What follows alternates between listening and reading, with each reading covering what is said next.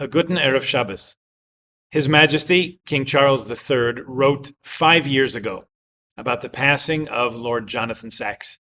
He said, "Those who, like myself, had the privilege of knowing him personally, have lost a trusted guide and an inspired teacher."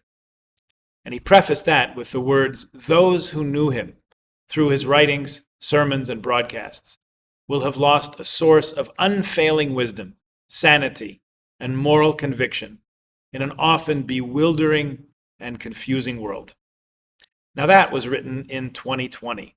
We can probably agree that the world has not got any less bewildering or confusing since then. And we are in no less need of wisdom, sanity, and moral conviction in our days. This coming Tuesday is the 5th Yortzeit, the 5th anniversary of the passing of Rabbi Lord Jonathan Sacks. May his memory be a blessing. He passed away during COVID, but not of COVID. Rather, it was a brief battle with cancer that ended his life and threatened to darken his candle in this world. But that would only happen if we shirk the opportunity to take inspiration from his memory, to learn more, and to do more.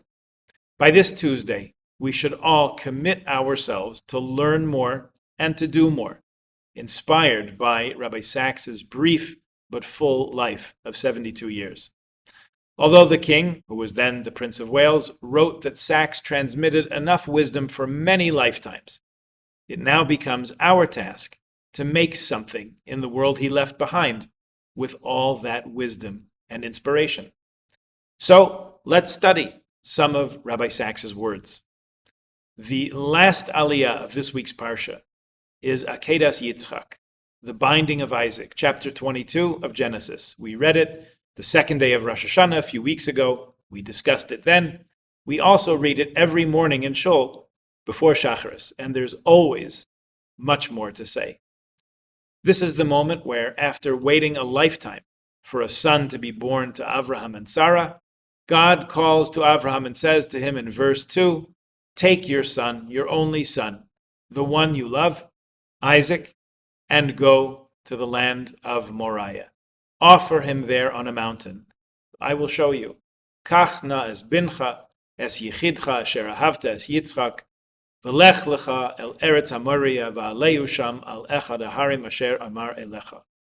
Every word of this verse and this chapter calls out for interpretation. And Rabbi Sacks notes that why did God say to Abraham about Isaac, "Offer him up as a burnt offering," so as to make clear to all future generations that the reason Jews condemn child sacrifice is not because they lack the courage to do so. Abraham is the proof that they do not lack the courage. The reason they do not do so is because God is the God of life, not death. Rabbi Sacks explains that this moment in human history is the birth of the individual, the integrity of each of us as a moral agent in his own right, which was one of the great moral revolutions in history. In another essay, a real tour de force referencing classical Jewish sources, the philosopher Kierkegaard and Rabbi Soloveitchik, among others, Rabbi Sacks argues that the Akedah, the binding of Isaac, is really not only about submitting to God's will, as most of the commentaries explain. It's really about relationships and what it means to be a Jew, specifically a Jewish parent. He writes, "The binding of Isaac is a polemic against and a rejection of the principle of patria potestas, the idea universal to all pagan cultures that children are the property of their parents. Seen in this light, the binding of Isaac is now consistent with the other foundational narratives of the Torah, namely the creation of the universe and the liberation of the Israelites from slavery in Egypt. The rest of the narrative," continues Rabbi Sacks, "also makes sense. God had to show Abraham and Sarah that their child was not naturally theirs because his birth was not natural at all. It took place after Sarah could no longer conceive. The story of the first Jewish child establishes a principle that applies to all Jewish children. God creates a legal space between parent and child, because only when that space exists do children have the room to grow as independent individuals. The Torah, he concludes, seeks to abolish all relationships of dominance and submission. That's why it dislikes slavery and makes it, within Israel, a temporary condition rather than a permanent fate. That's why it seeks to protect children from parents who are overbearing or worse. Abraham, we argued in last week's study, was chosen to be the role model for all time of what it means to be a parent. We now see that the binding of Isaac is the consummation of that story. A parent is one who knows that they do not own their child. Then, in still another place, Rabbi Sachs looks at the Akedah, the narrative of Isaac and Abraham, and sees what is happening on the page. A father and son, knowing exactly, a son with no idea of where they're going or why, what they're doing, and a father knowing exactly where they're going and why, and completely unable to make sense of it. And both of them go together, as the verses say, Vayelchu shnehem yachdav. Rabbi Sachs recalls his own walks to and from shul with his father and his brothers, each with their own thoughts. His father, a Polish immigrant struggling to make a living to provide for his kids, and the children, proper Englishmen, as he writes. But the main thing is that they were going together. And he launches into a powerful social commentary about what this all means. And he says this: Jews knew and know, and will always know, what today's chattering classes are in denial about, namely, that a civilization is as strong as the bond between the generations. That is the enduring image of this week's Parsha. The first Jewish parent, Abraham, and the first Jewish child, Isaac, walking together toward an unknown future, their fears stilled by their faith. Lose the family, we will eventually lose all else.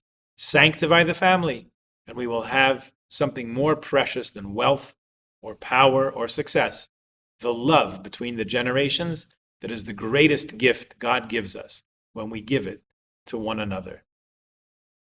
The concluding words of King Charles 5 years ago were actually a quote from Rabbi Sachs himself, speaking of the passing of his own revered teacher, Rav Nachum Rabinovich, earlier in the year 2020. Rabbi Sachs said, quote, "Teachers give us more than knowledge.